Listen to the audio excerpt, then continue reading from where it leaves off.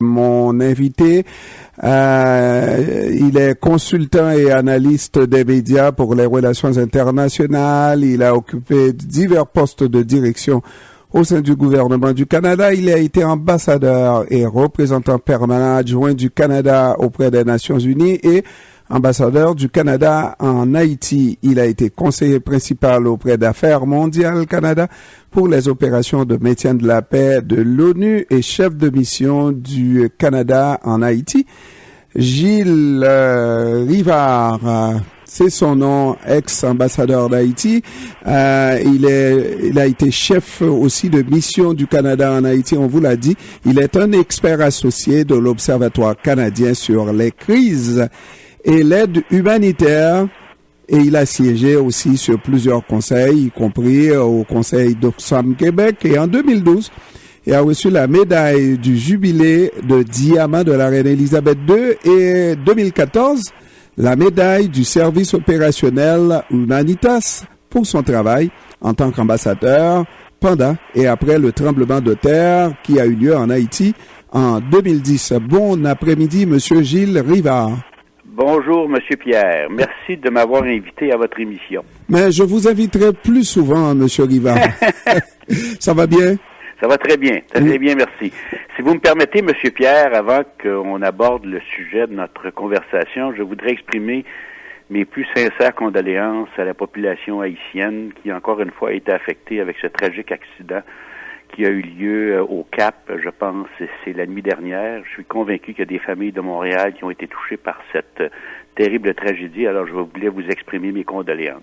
Merci, Monsieur Rivard. Et là,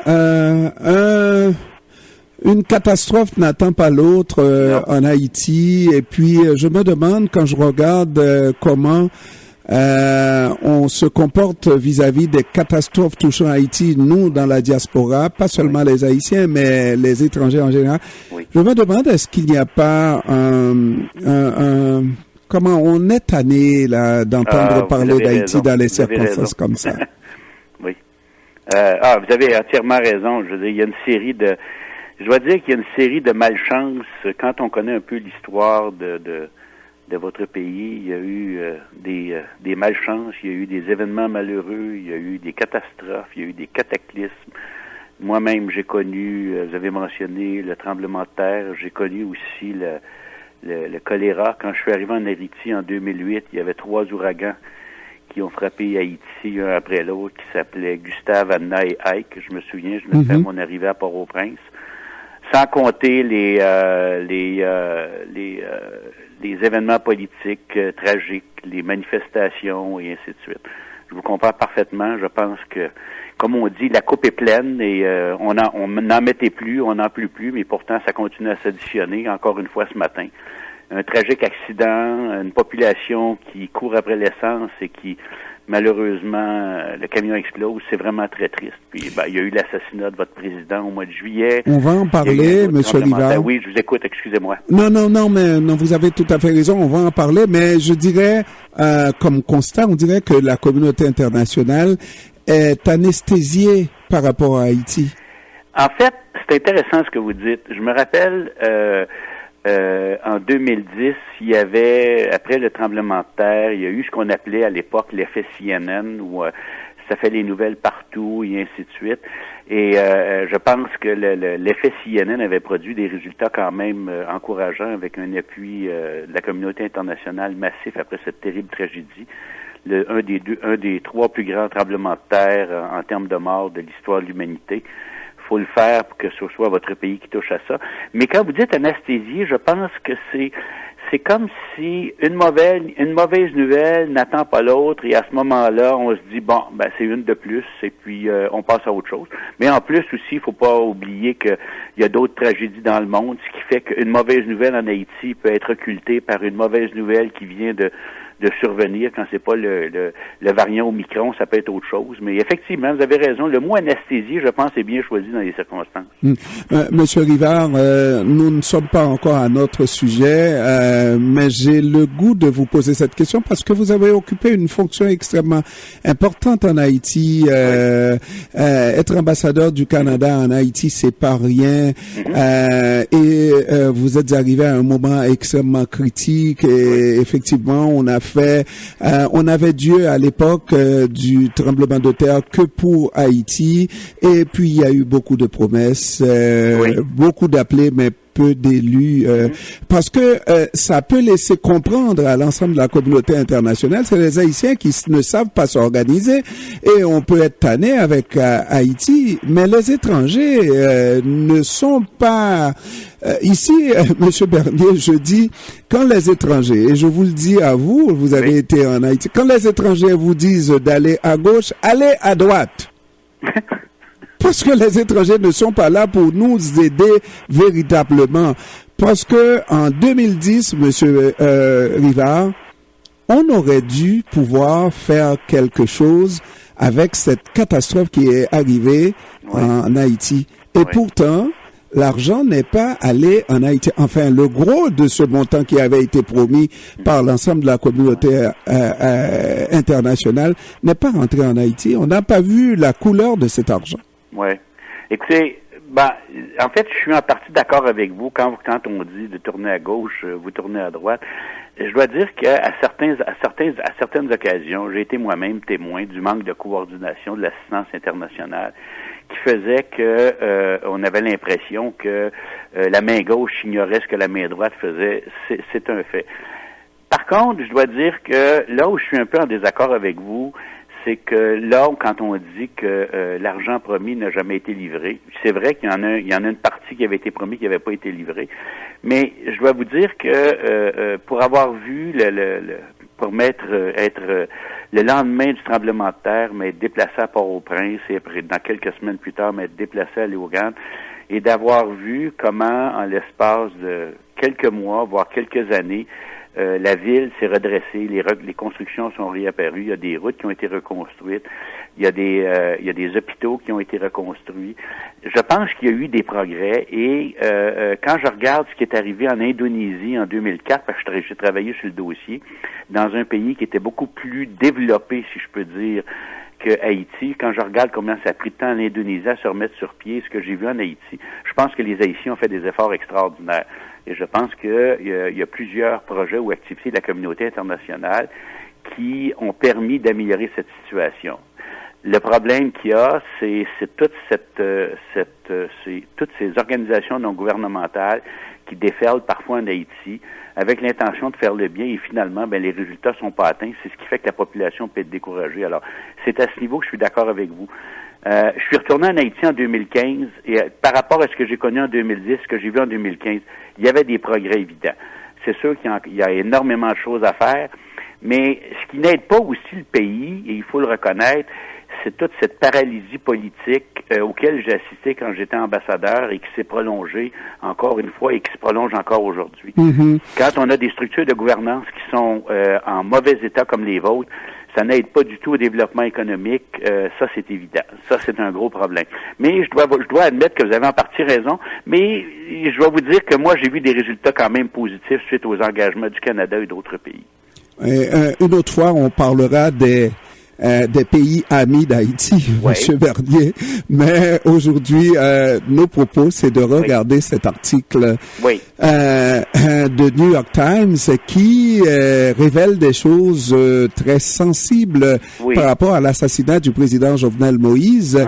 Et là, on apprend un élément extrêmement important, c'est que le président semblait monter un dossier pour qui dénoncerait le frère de l'ex-président Michel Martelly, à savoir Kiko Saint-Rémy. Et quelques jours plus tard, quelques temps après, il a été assassiné de la manière dont on le sait là aujourd'hui, n'est-ce pas?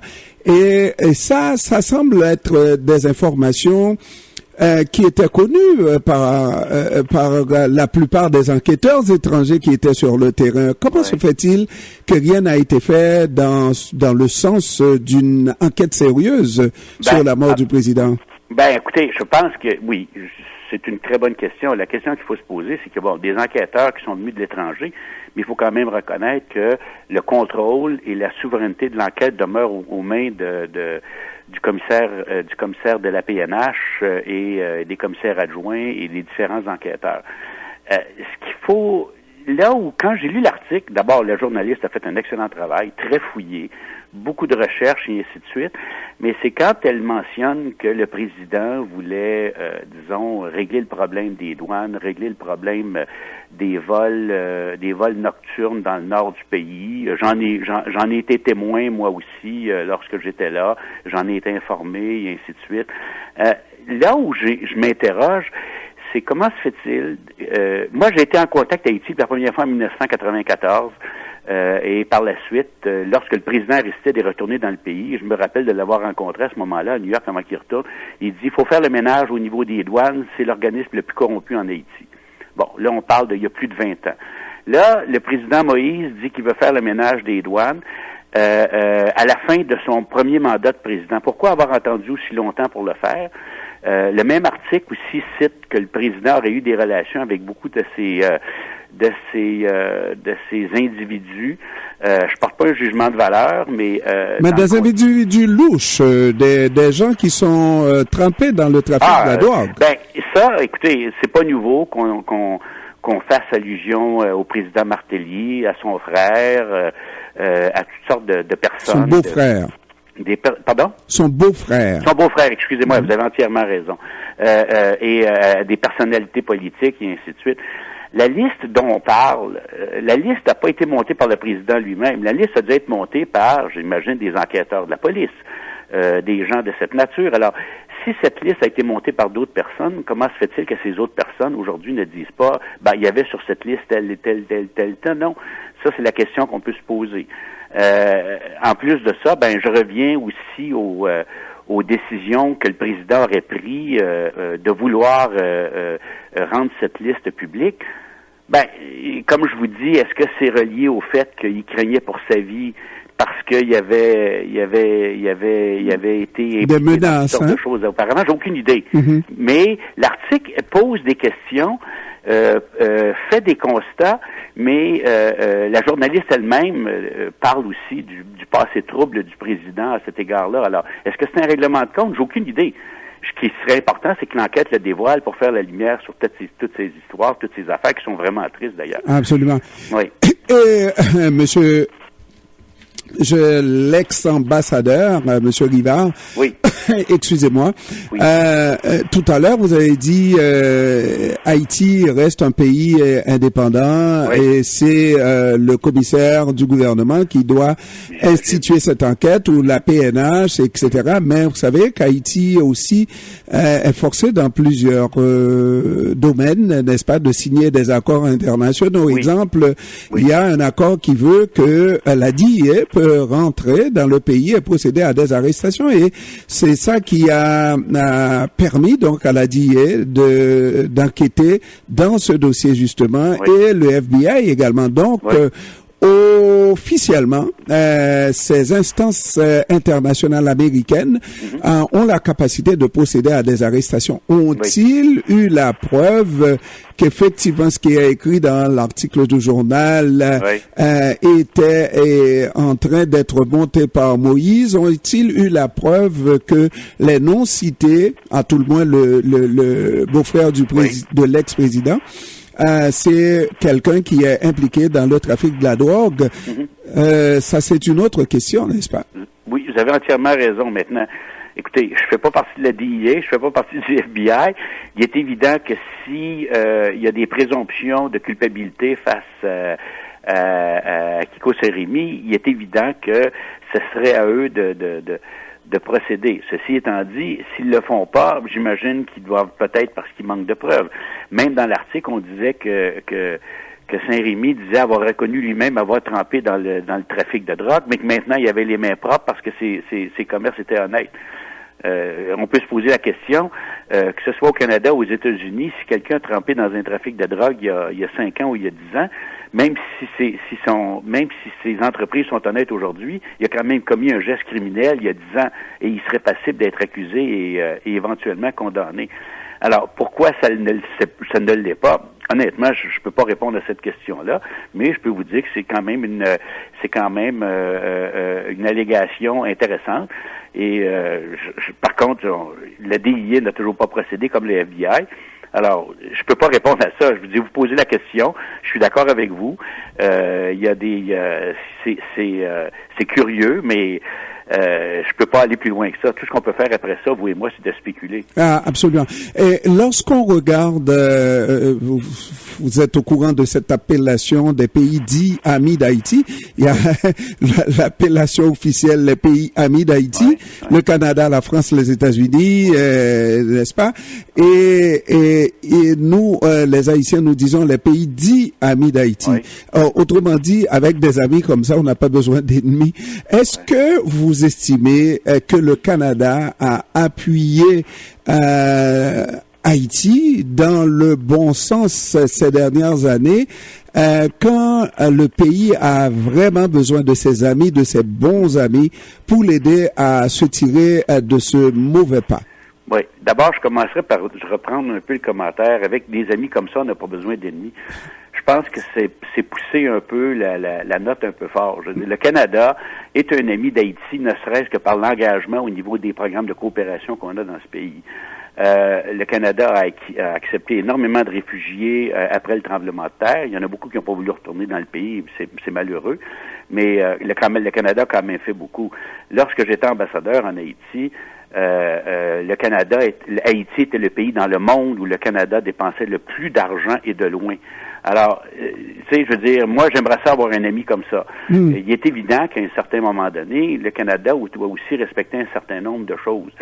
S'il y a un président qui est élu et qui, à travers un processus électoral, et que ce président-là, après ça, est contesté comme l'a été M. Moïse, parce qu'il ne faut pas se le cacher, il a été contesté. Plus de Sénat, plus de Chambre des députés, et ainsi de suite.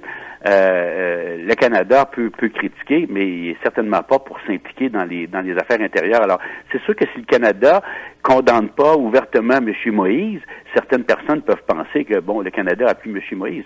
C'est pas nécessairement le cas. On a des relations avec 193 pays dans le monde et il y a des chefs d'État qui ont un passé extrêmement douteux, mais le Canada partira pas à la chasse de tous ces gens-là en leur disant qu'on peut plus faire des choses avec eux autres.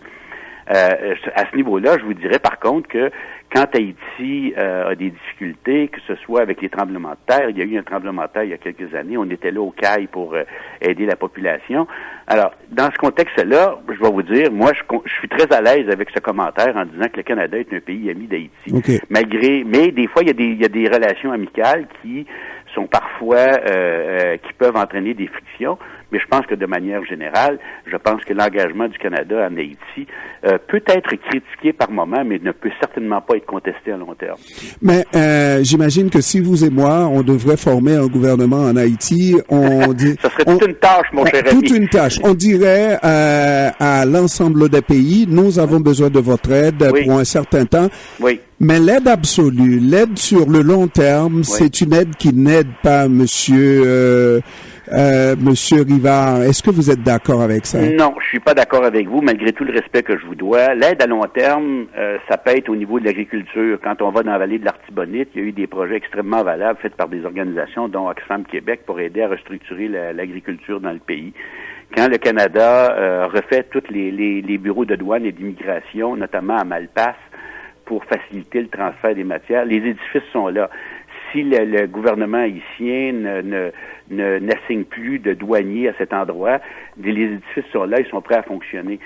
Quand on regarde les efforts qui ont été faits pour rénover les hôpitaux, notamment dans la région des Nippes, dans la région de Léogane, ou le travail qui a été fait au niveau de la police nationale d'Haïti, au niveau des gardes-côtes au CAI, et ainsi de suite, ou toute la reconstruction de la route de Jérémie, les CAI, pour désenclaver la route de Jérémie. c'est des choses qui ont été faites, entre autres, par le Canada avec d'autres alliés de la communauté internationale. Et dans ce contexte-là, ou au niveau de l'éducation, ou au niveau de l'école de la magistrature et ainsi de suite, ce sont des choses sur lesquelles le Canada s'est engagé à long terme. Dernière question, Monsieur Rivard. Dites-moi, oui. Pourquoi plus on aide Haïti, plus Haïti s'appauvrit? Ah, ça, mon cher ami, il faudrait que vous me rappeliez qu'on ait une conversation de une heure là-dessus. Je sens qu'en 2022, on va se reparler, Monsieur Bernier. Je le sens. Non, mais écoutez, vous me posez une question, c'est une très bonne question. Et ça fait 20 ans que je suis associé avec Haïti, de près ou de loin. J'ai une estime énorme pour ce pays. Je pense que les Haïtiens méritent qu'on s'occupe, qu'on essaie de les aider. Il y a 9 millions, il y a près de 10 millions d'Haïtiens qui vivent dans des conditions extrêmement difficiles. Et c'est inacceptable. Pourquoi c'est comme ça? Je me rappelle, j'avais dit au président Préval, la veille de mon départ, j'avais dit, Président, comment se fait-il qu'Haïti est le pays le plus pauvre de l'hémisphère à 90 minutes de vol du plus grand marché économique au monde? Il y a quelque chose qui fonctionne pas là-dedans. Alors, vous m'avez posé la question, mais je vous la pose exactement de la même façon. Il y a quelque chose qui fonctionne pas là-dedans. Il y a probablement une responsabilité de l'extérieur, mais aussi il y a une responsabilité au niveau de la classe politique, des gens d'affaires en Haïti, face à cette situation. Il est évident que c'est une responsabilité partagée. Absolument. Et tant qu'elle ne sera pas comprise clairement des deux côtés, je pense que la solution va être très difficile à trouver. C'est ce que je vous donne comme réponse, mais c'est vraiment ce que je peux vous dire de mieux dans le moment. Gilles Rivard, ex-ambassadeur du Canada en Haïti, la première fois qu'on s'est parlé à cette émission, mais je sens que c'est pas la dernière fois, Monsieur Rivard. Je vous souhaite d'avoir de joyeuses fêtes 2021 et une bonne et heureuse année 2022, Monsieur Rivard. Merci, Monsieur Pierre. Je vous souhaite exactement la même chose et je souhaite à toute la communauté haïtienne qui écoute présentement de garder espoir. C'est difficile dans le moment, mais je suis convaincu qu'un de ces jours, la situation ne peut pas faire que s'améliorer. Merci, au revoir. Merci, au revoir. Au revoir.